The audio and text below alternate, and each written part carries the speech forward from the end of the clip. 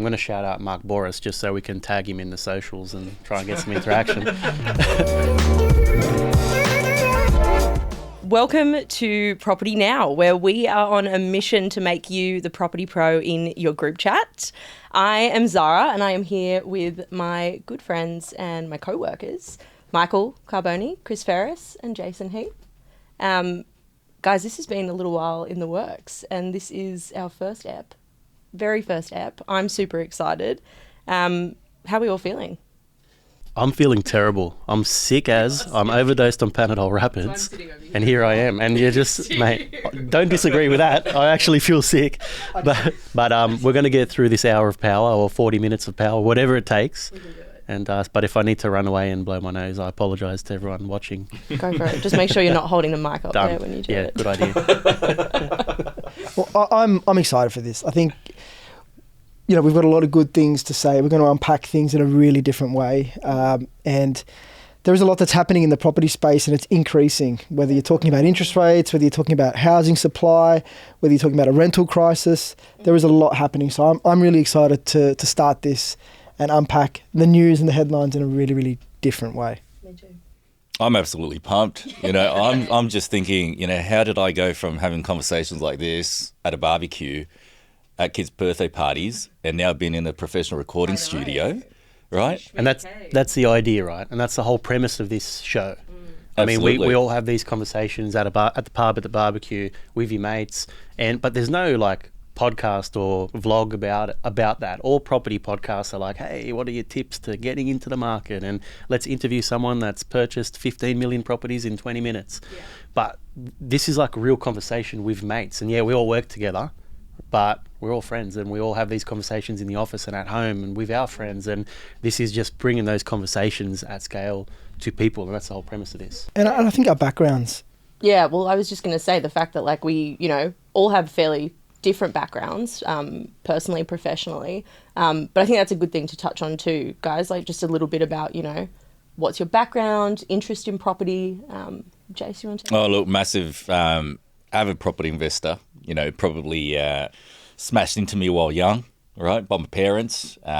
So, look, I'm a massive fan of property myself. And and I've got about 15 years banking lending experience as well.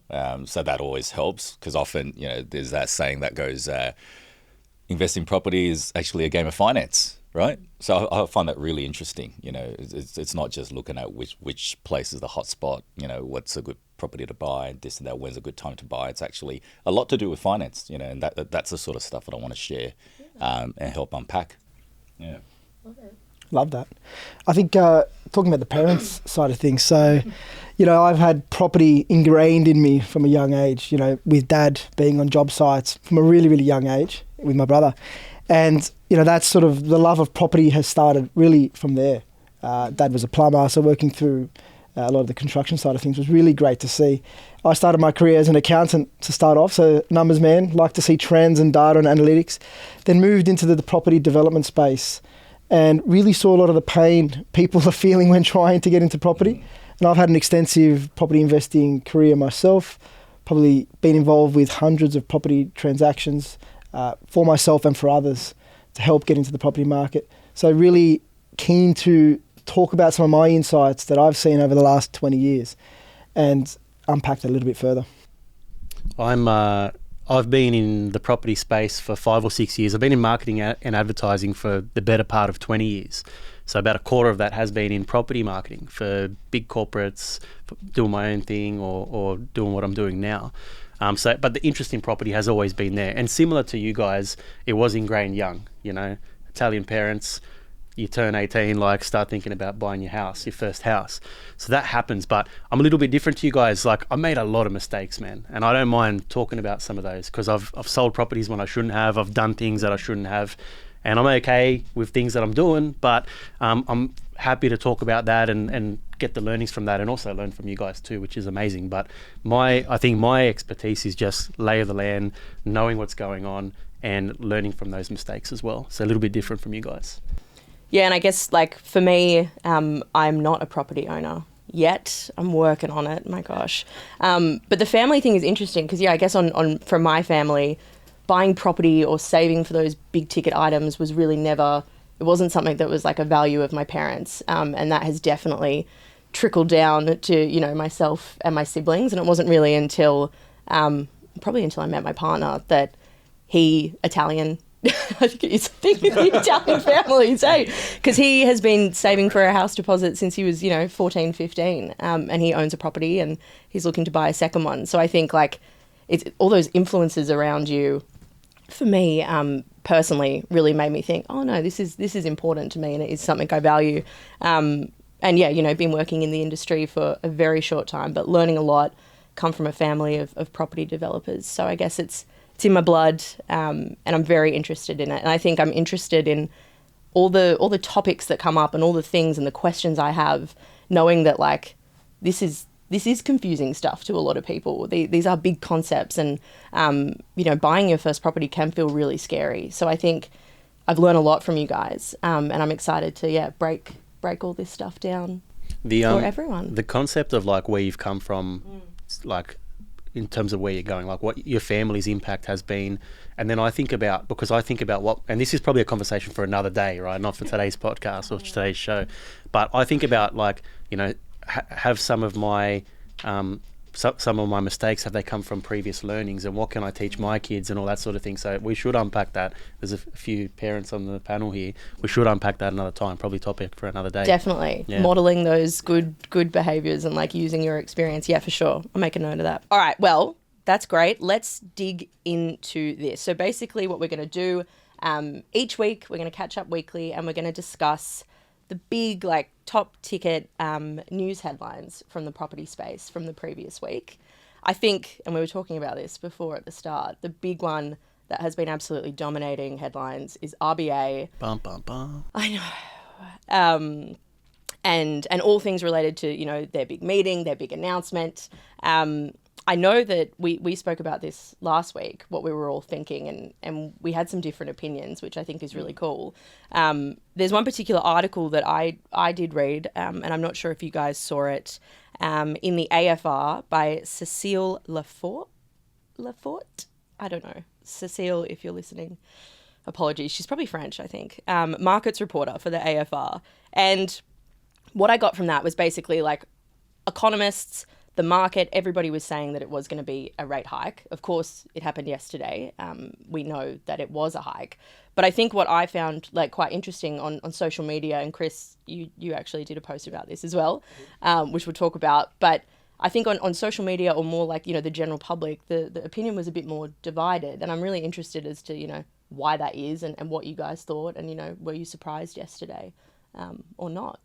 Jace, you want to? Look, for me, I was calling that the rates were going to go up, but that's based on all the sort of media stories I've been consuming, right? Which is a little bit different to Chris, right? And it's given me a really good education around, how to interpret certain things and the commodities and how they relate, right? There's obviously heaps of data out there that anyone can go to the ABS and try to interpret. But what I find interesting is that even with all that information available, right, to all the experts, to all the economists, they still don't always get it right. Right? So that's what I find fascinating. So, when you're calling, is the RBA going to hold their rates? Is the RBA going to increase their rates? Right? Sometimes the data can help you determine that. And I think with this last increase yesterday, all the data pointed that way, right? But there's also data that would point to a hold, which I'm sure that Chris will talk about. That's why I find, trying to predict what the RBA is going to do to be really interesting. And, I think I read as well that it's been 5 months since the last movement. It certainly hasn't felt like it's been 5 months. Like I think I was chatting to Michael, it feels like it's only been a couple of months, but I didn't realize it's been 5 months since the rates moved, so because we had so many in a row. Right? Very aggressive raising. And you were expecting them to change every month, right? Starting back in May last year. Is going up every single month. Was it 400 points in 13 consecutive raises? Yeah, so that's absolutely crazy. But I'm sure we'll talk about the impacts of these rate increases on mortgage holders, people who are relying on savings, and also people try to get into the property market. Because that's sometimes I feel the people that is forgotten about. Is that if you've got a pre-approval at the moment, if you're looking for property, you're also impacted. What is, because you've got your broking background and Yeah. you're the wizard with that sort of stuff. What is the impact on on someone looking to buy now? Like, how much less can they borrow now that it's gone up by I am very 0.25? interested. Oh, look, that can vary between about $50,000 to $80,000 in borrowing capacity, right? Because every time the RBA increases the interest rates, and you're not a mortgage holder, it actually reduces your borrowing capacity. So you might have a pre-approval right now or the day before on Monday, right? As of Tuesday, and when the banks pass on those rates, your borrowing capacity is now going to be reduced, which may affect your budget, right? So could that mean in the next couple of months there could be a bit of a bump up in property with people trying to execute on their pre-approvals that they've already got in place? They don't want to go down that reassessment path? That's a really good question, because the banks do give Santa rally, as we call it. So the banks don't give you a lot of time in terms of, applying the new increased rate onto your loan, usually a couple of weeks. But they do give you a fair bit of time in terms of when they will reassess your borrowing capacity on a higher rate. So if you can find something and convert your pre-approval to a formal approval before that happens, that's going to be really useful for you. And what's that? Normally 3 months. Yeah, so about a month or two. Yeah, about a month or two for you to adjust, right? So there's definitely potentially going to be a rush to trying to secure properties, have more motivation, especially for those people purchasing at the upper range of their pre-approval, so that they're not impacted. But should they be? Like, honestly, if they're now going to have a higher rate, they were pre-approved, and they're going to get out there to make sure they can do that. It's going to be harder for them month to month to come up with the extra funds. Yeah, well, that's what scares me. If you're at the top of your range, Yeah. and what if rates go up again? Like, a lot of economists say that they are going to continue to go up until maybe around mid next year, I think it was. So, yeah. I mean, that's a really good question, because the banks do assess how much you can borrow, not based on the actual interest rate you're going to pay. Correct. Right. So the banks do add in this buffer of about 3%. So that could also be the reason why there's a lot of borrowers, for example, even though the rates are increasing, you're not seeing a lot of people selling their properties because they can't maintain their mortgages, is because of that buffer. Right. But, that's where it's really important to have that conversation, right? It's not saying that you just go out, rush and buy property, but to revisit the conversation, revisit your numbers with your mortgage broker, with your bank, to see where you're at, see if there's any other things you need to talk about, right? So I think the power's in the information, right? So there's nothing wrong with rushing out to go buy something, but it's really important you understand what you're doing, right? So it's not a reckless decision that you're going to go out and buy something. Property should never be considered as a short-term investment. Yeah, 100%. It's always a long-term investment with a long-term play. So working off, if you're going to be paying extra in the next couple of months, I think that's a really important factor for people to be taking into account whilst having that long-term strategy. But talking on the RBA rates, now I'm going to disclaim I'm not an economist by any means, but I like to see trends and where things are moving. I did put a post out about a week ago that the RBA should hold rates. Whether they did or not is another story, and they obviously didn't. The reason for that is, inflation data is historic data. We're working off data that has already passed in September, August months, and what we're seeing now in the end of September, oil, for example, was at its highest point, hit about $94 a barrel. That's now, as of today, it's even with what's going on overseas with some of the Middle East conflict, which you'd think prices would be increasing of oil, it's at $77 a barrel. So coming off nearly $16, $17 or close to 20%. Now, to be clear, everything is affected by oil in terms of inflation. So there's two main components of the recent inflation data which came out, which was oil prices, so the price you pay at the bowser going up, and rents. These two factors directly correlate to what the RBA decision was yesterday. So are you going to go and stop filling up your car because the interest rates have gone up? I'd say no. You're going to still go to the bowser, fill up your car. The petrol prices are still going to impact. I always like to use this example when we talk about food prices with oil. So, think of farming and think of what it takes to farm anything, right? Oil impacts farming 5 or 6 times in that whole process to get it from the farm to your kitchen benchtop, right? It's impacted. So oil is a really big component of the inflation data. So I think in the next few months, we're going to see a massive fall in inflation purely from oil alone. coupled with the Australian dollar as well, that's another big impact. Now, I think the Australian dollar, what's happened today after the rate decision, has shown what's going to happen in future rate decisions. And so we had a rally of about 2 cents from 63 to 65 in the Australian dollar. After the announcement came out, you'd expect the rally to continue, but it didn't. It dropped about 1% or 1.5% to 64 cents, which suggests that there's not going to be any more rate rises. And I think the market has suggested that there's not going to be any more rate rises. Then you look at other central banks, Bank of England, the Fed, they've all held rates as well. So, I don't want to get into the rent component now of the housing side, because I think that's another whole kettle of fish when, we know that it's so difficult for developers to get projects off the ground right now. Adding to the interest rate hurdle or the cost of a project is only going to mean supply is going to be more difficult to get out of the ground. Can I unpack that for those of us that maybe aren't as smart as you, Chris? Okay, thank you, because I'm sitting here going, okay, 64 there's a lot and to take in 63. there, right? So we can go back to a few of those topics. So what you're saying, right, essentially is that the blunt instrument of interest rates rising or falling to impact inflation can't possibly work, because the oil price isn't going to change based on our interest rates. The price of rent may increase as a result of interest rates going higher, because like landlords are putting up their rent to help service those loans. And then it impacts housing supply. So new houses aren't being built. So that again has an effect.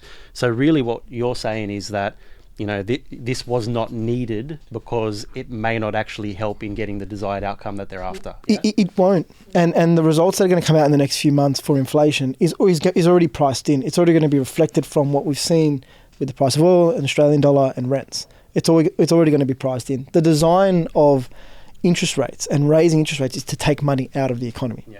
So that's to take money out of the economy. So there's no more spending. And the idea is that inflation comes down because people aren't spending as much. But the two main components of the previous inflation data was oil and rents.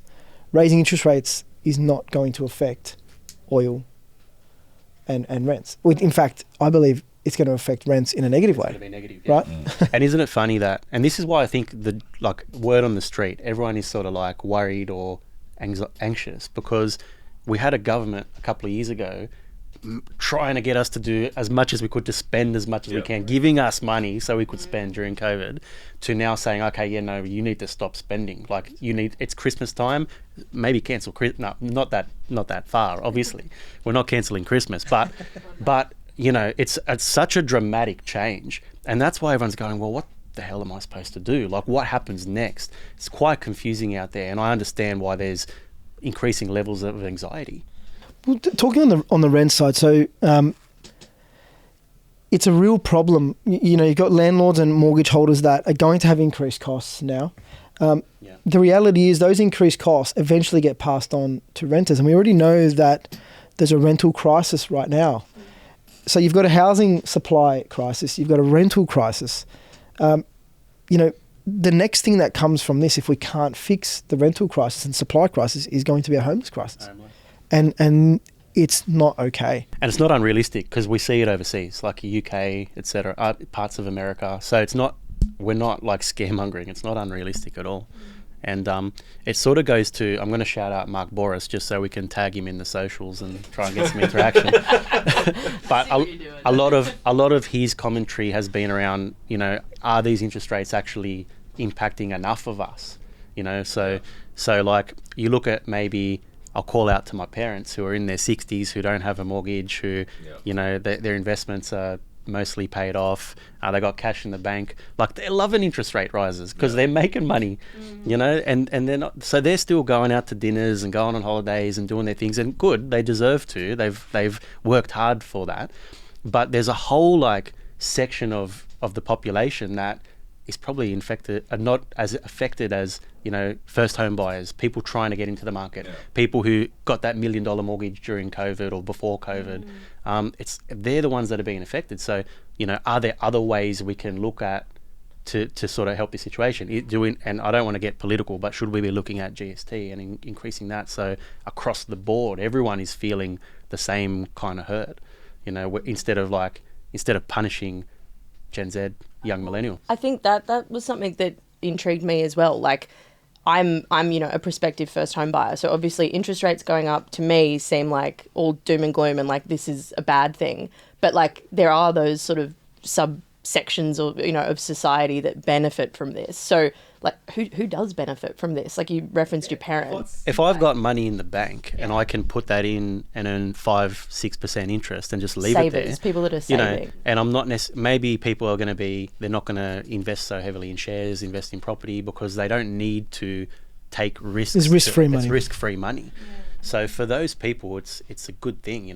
They may not have a mortgage because they've been working hard to pay off their mortgage for so long. The counter to that is, for your parents, if the prices of goods, i.e. inflation, doesn't come down, that benefit that they're getting is offset by the fact that they're paying more for things when they go to the supermarket or at the petrol The bowser. RSL is no longer $25. It's now like $40. I remember when it was $10 back in the day. And shout out mum and dad. You're probably not watching unless we clip this when we clip this on Facebook because that's what they're going to be watching. The worst part is they're going to ask you, how do I open up Spotify? And you're going to have to figure out. They're all right. They're all right. They're good. Mum, dad, love you. They're great. Yeah, but you make a really good point around, like everyone's hurting. But I think there's definitely like what you mentioned about, who's benefiting and who's hurting. But even in the hurting section, there are people who are hurting a lot more than others, right? So you mentioned, people who've borrowed, pre-COVID or, think about those people who took out a loan and settled on the property in April last year,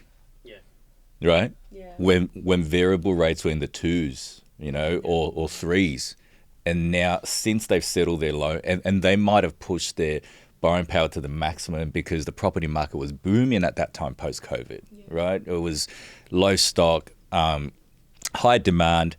They're the ones that we see take out the loans to their max capacity and they might have not fixed it, right? They're the ones feeling the pain. Back in the FOMO days as well. Right, 100%. I'll give you a personal example. So I purchased thinking, and we purchased when rates were low. We locked it in 1.9. It was beautiful for the 2 years that we had that. As interest rates were rising, it's like, okay, like we've got time to get ready for the bad times.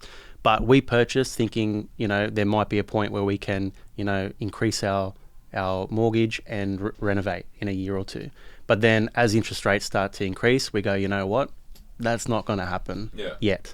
So we need to postpone that. That's our version of hurt because we need to like battle down the hatches, start saving and get through it. And we're fine. We're comfortable. But that's my version of hurt. And for others, it might be different. But see, that's exactly what it's designed for, that's what right? It's designed so for, exactly. If you had done those renovations, that adds to the inflation issues. Yeah. Exactly. So that's what that's exactly what it's working. Yeah. But it's still elevated. That's what it's designed. It's designed to take money out of the economy, right? As you said, during COVID, money was easy. We saw crazy amounts of money coming out the door to stimulate the economy, right? Rates were at the all-time lows. That's to get more money into the economy because they obviously weren't sure exactly how. I mean, none of us have been through a pandemic. They weren't sure how the economy would react, so they're getting money out there. Now they're trying to rein all of that back. That raises the question: was the RBA rate decision yesterday political? I know there was pressure from IMF, but to raise rates and to get inflation under control, was it political? Look, I mean, it could be because there's, from what I was reading, is that it was kind of like a symbolic, right? Because obviously the government would like the RBA to hold the rates, right? The cost of living and everything. So I think it could be an act to demonstrate that we are not politically driven. Independent. Yeah, we are completely independent. So even though that the consensus, all the political parties will want us to hold the rates, we might have to send a message. And it was the new governor's first announcement as well. Isn't it weird that we look at all the data and everyone's having these conversations, but it could be something as little as that, 100%. Or even like, we have to raise this year. We're not going to do it at Christmas. We're not going to cancel Christmas, so it's happening in November, no matter what. It could be as small as that because unlikely to go up in December. It rarely does go up in December. Retail would absolutely hate that. So they had to do it now. And I think they're all on holidays, like the board on January, so it doesn't happen on January. I think the next one is Feb. Yeah. Do you think it'll go up in Feb? Is it too early to call that? Oh, absolutely. I was going to ask what the predictions are because we did our predictions for this one what does everyone want to say? Is it too early now to say what we think is going to happen? I think let's Are they go going for to it. keep rising? Let's go for it. I mean, it's a prediction, right? It changes with new data, but based off the data we've got, we can make predictions. What do you think, Chris? You're about to talk, were you? No, it's okay. I'm Jason. Look, again, there's a few indicators for me. We're going to see a spike in retail sales over Christmas, as is always. Oil's come down in a massive way. Aussie dollar has it bottomed out? That's a great question. Not too sure. I am calling that the next move in rates, whether up or down, will be down from here. And when that happens is 2024, obviously. But there needs to be adjustments. And I think, again, the next few months, December, January, February, these months, we're going to see a sharp fall in inflation, I believe. It will probably still be above the 2 to 3% targeted range. But I do think that there's going to be a sharp fall in inflation, which will mean the next move will be down, whether that's in 2 months or it won't be 2 months, but whether that's in 6 or 12 months, I do think the next move will be down. Let's hope so. What about you, James? Look, I think in February they're going to hold, just because I think the data, especially during the Christmas period, there's usually spikes and discrepancies and so forth, and I think they want to wait and watch and give themselves a little bit more time. So I don't think they're going to increase rates any further. But obviously it depends on what the data suggests that they're using to make these decisions. And I think it's a good way for people to ease into it as well. So it's not so volatile and people are not so anxious going into 2024. Yeah. I think you guys have answered that well, because I hate this question, right? Because we hear it all the time. Like, you hear podcasts like this or shows like this, or you read articles, and it's, when are interest rates going to go down? And everyone has their predictions. And then it gives people this sense of security, right? So if you go back a few years, it's interest rates aren't going to rise until 2024. And then they went up 13 times. Yeah. And then, so at the start of this year, it's so when are interest rates going to go down? And everyone was saying September. Well, here we are in November with a rate rise, right? And now it's so when are they going down? And everyone's May 2024. That's what everyone's saying, right? Yeah. How do we know?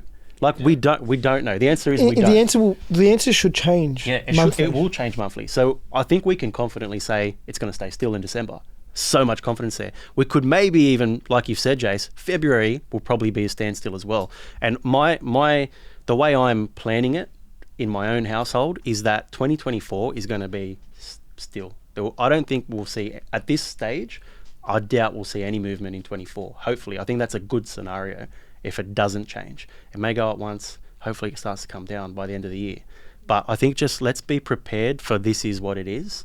And let's not start thinking about, hey, when's it going to start going down again? Because when there is that one rate movement down, which I'm sure is coming, it's not going to be 13 movements down. Yeah, and the issue with that, it's not necessarily a good thing, right? I mean, a downward rate movement means the economy is weak. So there could be a rise in unemployment.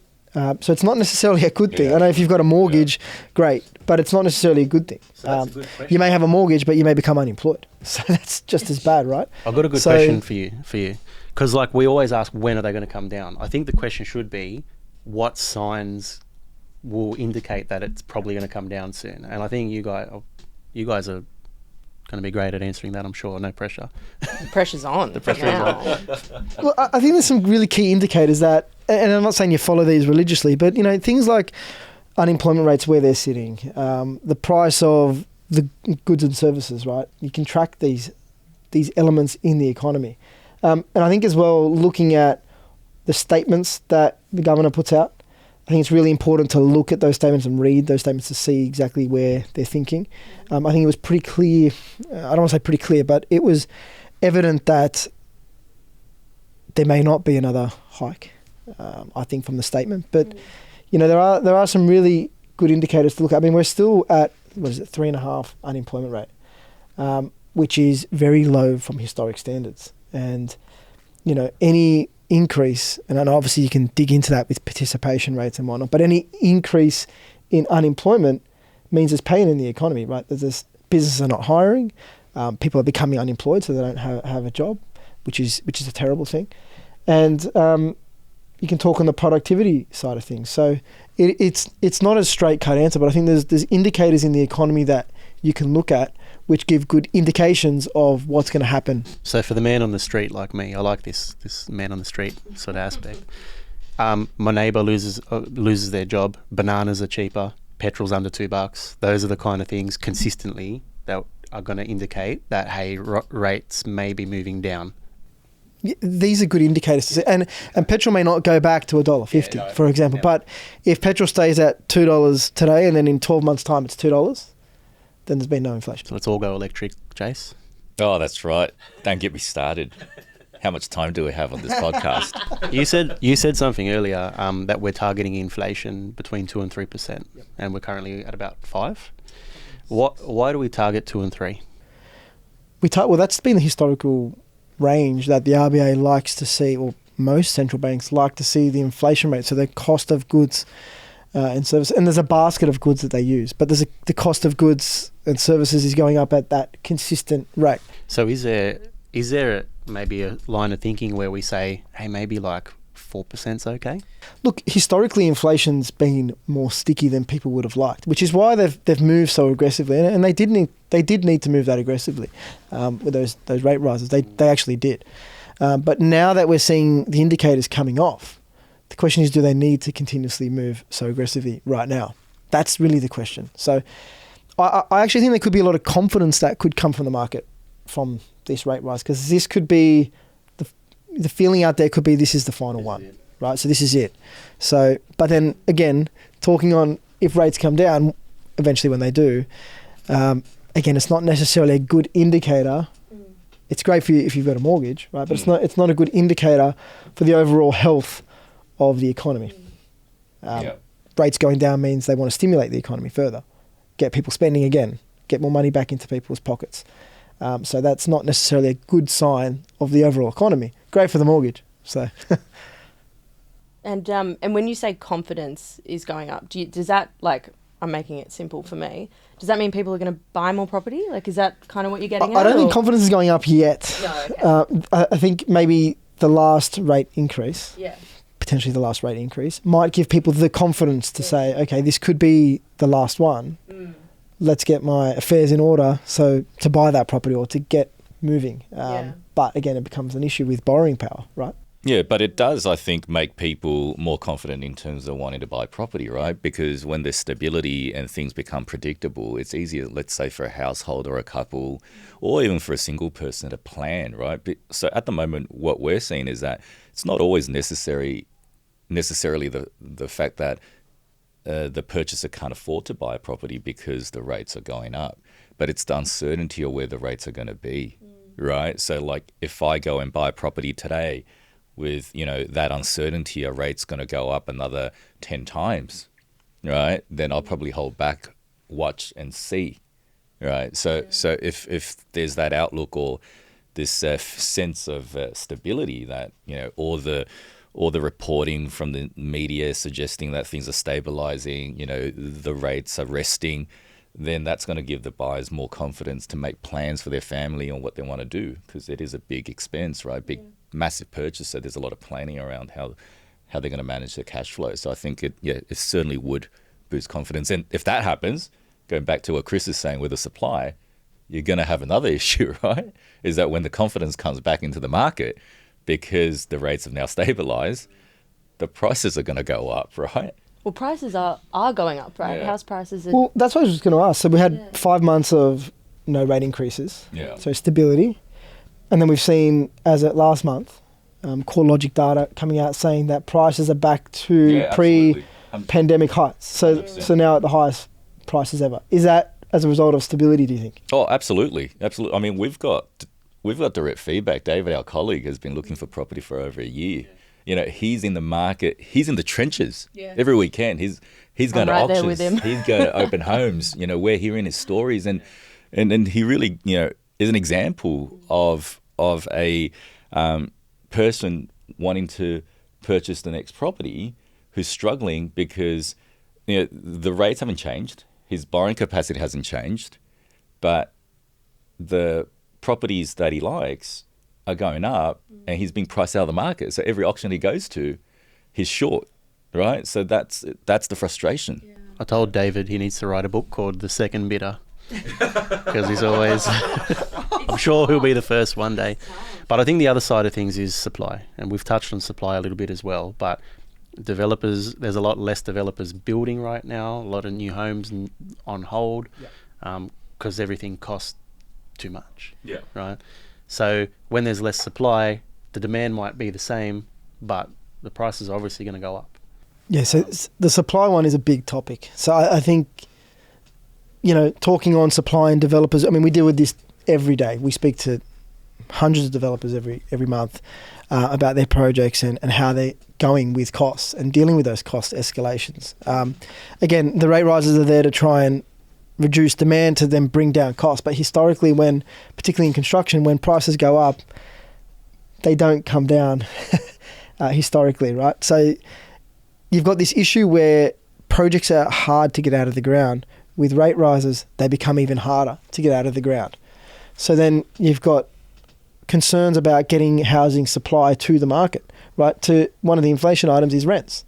So the only real way to ease pressure on rents is to be building more, and we're not building enough. And I'll stop you there. Let's backtrack a little bit. Why is it harder to get projects out of the ground when rates are high? Well, I mean, feasibilities haven't been stacking for 6 to 12 months now. So when interest rates, and obviously there's a large amount of money that you need to borrow from banks. Developers borrow from banks to get these projects out of the ground. I think that's a bit people don't realise, because the government's like, we need to build 70 billion homes in the next 6 months. But developers need to borrow money to start building. Absolutely. And they're not going to do that when the rates are rising. So they may not be able to do it, right? So that's the problem. We're trying to push housing supply, but they physically may not be able to get these projects out of the ground because the costs, you've had construction go up, you've had labour costs go up, you've had difficulties in getting labour, and now you've got interest costs, which are a major component of any development if you're borrowing from a bank, which most developers do. So it's just adding to this pressure of feasibilities in development sites. So it's going to lead to less supply coming in the market and rents going up further in the long term. So that inflationary pressure of rents is directly related to RBA pushing up rates, because it's going to mean less supply coming in the market, therefore rents increase in the long view, which is a huge problem. So really it's like a cycle, isn't it? And it seems like the solution is outside of this cycle, right? About building more homes, getting supply, sorting out supply, right? It's not necessarily just about stop eating out, right? Spend less money, cancel your subscription services, right? Interest rates they're not directly meant to, it's not just about homes, but that's why we always talk about it in relation to, because that's what it affects the most. And unfortunately, when the only way is up, down, or stay still, there's not many other options. What else can they do? And that becomes a political question, which we shouldn't have today. But that's interesting in terms of what the media also explains as well. I think there's a lot of focus on spending. There's not as much focus on what Chris is you're talking about.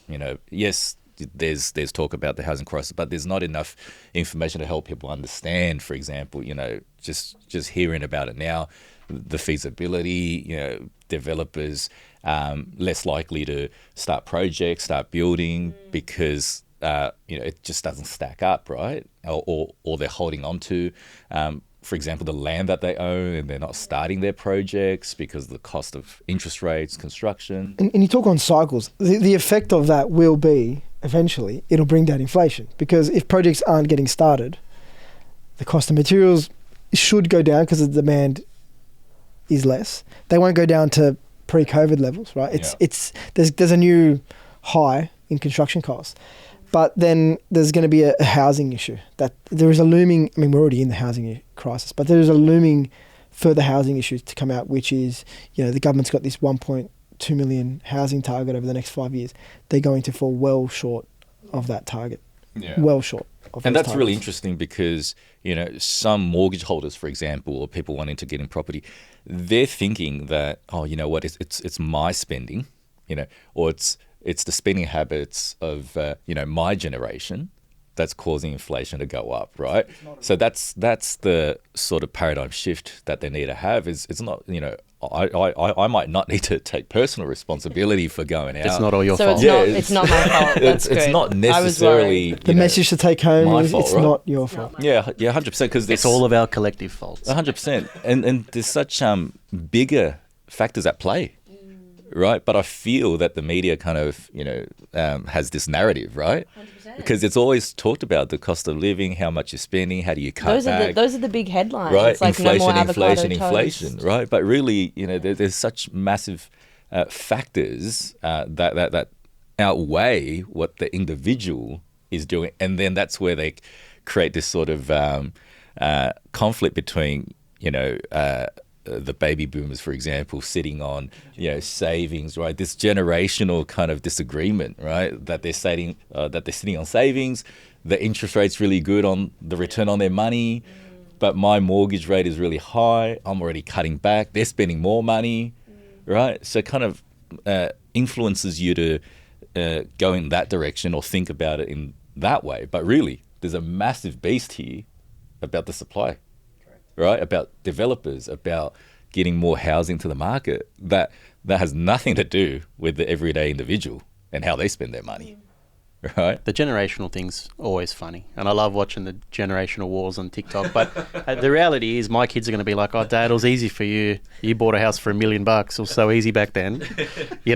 So that's going to keep happening every generation. It's a bit of fun, but. Can you go guarantor for my $15 million unit? Can I live with you till I'm 40? My first home, and I'll get a grant you bought from your the house for $1 million, government. yeah. But your wages were 10 times, Dad. Mine's 40 times. Guys, I learned so much from that discussion. I feel like maybe like 10% of it went over my head. But I think the point I got from it is like, as someone who, is fairly new to the industry, interested in this stuff, but doesn't understand a lot of the deeper, you guys have a lot of like accounting, finance backgrounds. It's sort of like what you were saying, Jace. The headlines are always, bad. This is bad for first home buyers. This is bad for mortgage holders. But when you have that context and like you look at the deeper problems and the things that are going on, the supply issue, it gives you more context. I definitely feel like I have a better understanding of the beast that is, interest rates going up and how they will affect me as a first home buyer. I think let's wrap it up there. Before we do, does anyone have any final thoughts on, the RBA's big announcement? Anything they want to kind of close off with? Look, I'll start. I think something positive, right? Yeah, so thank you. Out of all of this, I feel personally from what I've seen with my family and friends, from our customers, is that there's a lot more focus and conversation around finance and budgeting, right? And I think that's the positive I take out of this. The fact that this is always in the media, there's stories about interest rates, people talking about it at barbecues and parties, right? It's raising awareness, right, around financial literacy. It's raising awareness around understanding money, the importance of understanding, what's driving these things, right? Like, for example, I don't have a particularly strong, financial analysis background, but just by consuming the media or listening to podcasts or seeing what experts are saying, it's helping me understand, how, for example, unemployment affects things, how oil, how the Australian dollar can affect the economy, right? This sort of stuff, is in the media every day now, right? And how important it is to manage and plan, your household budgets around if you're coming off a fixed rate, right? This is the stuff that when rates were really low, it's not topic of conversation. People often don't bring up in their household, So I think that's the positive, is that there's a lot more awareness to how to manage your money well, and the importance of planning. Yeah, I really like that. And to echo those thoughts, trying to predict what the RBA and what rates are going to do going forward is a dangerous game, right? It's not, no one knows. So I think to be very clear, I want to let people know that no one knows what's going to happen in the future in terms of rates. I think making sure you've got that financial literacy side of things is really important. We've come through an era of cheaper money, and people are looking at their budgets, financially planning themselves now, not walking off the cliff maybe as much. But again, try not to predict what the RBA is going to do. Focus on your own budget and your own circumstances to make sure that's really what you can control, right? So you can't control what the RBA is going to do. You can't control what the price of oil or the AUD is going to do.